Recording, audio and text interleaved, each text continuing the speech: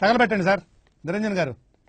రిలీజ్కి ముందు నెలకొన్న భారీ అంచనాలను చూసి సలార్ సినిమా కలెక్షన్ల పరంగా రికార్డుల మోత మోగించేస్తుందని అంతా అనుకున్నారు.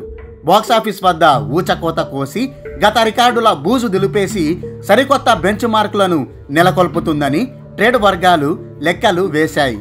మొత్తానికి ఆ అంచనాలకు తగినట్టుగానే సలార్ సినిమా బాక్సాఫీస్తో ఫుట్బాల్ ఆడుకుంటూ కలెక్షన్ల సునామీ సృష్టిస్తోంది.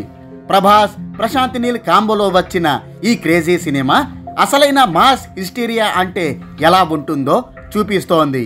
ప్రభాస్ కటౌట్కి తగినట్టు సరైన సినిమా పడితే బాక్సాఫీస్కి చుక్కలు కనిపించడం ఖాయమని ఈ సలార్ సినిమా నిరూపిస్తోంది. అనంతపురం దగ్గర నుంచి అమెరికా వరకు ప్రతి సెంటర్లో కూడా విధ్వంసం సృష్టిస్తూ సంచలన కలెక్షన్లను నమోదు చేస్తోంది.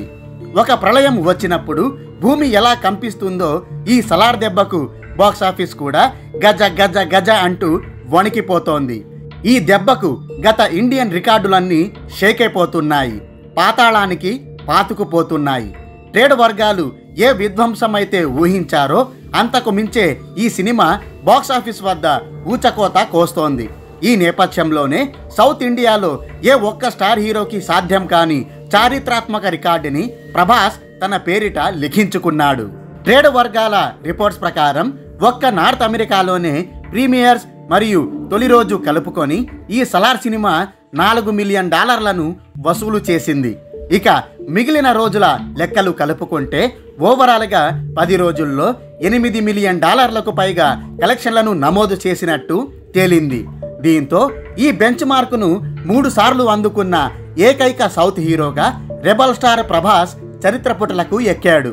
ఇంతకు ముందు Baahubali the beginning, Baahubali the conclusion సినిమాలు నార్త్ అమెరికాలో వరుసగా $8 మిలియన్ కలెక్ట్ చేశాయి.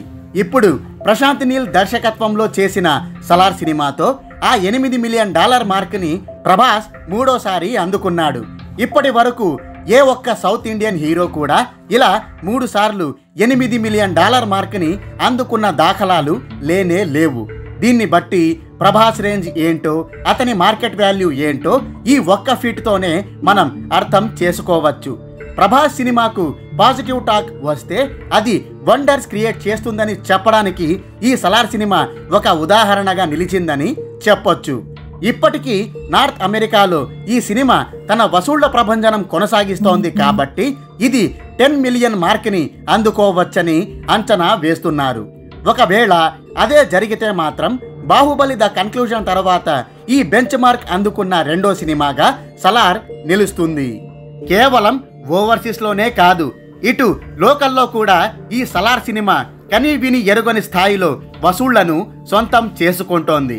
మొత్తం 10 రోజుల్లో 2 తెలుగు రాష్ట్రాల్లో కలుపుకొని 135 కోట్ల 70 లక్షల షేర్, 208 కోట్ల 50 లక్షల గ్రాస్ కలెక్ట్ చేసింది.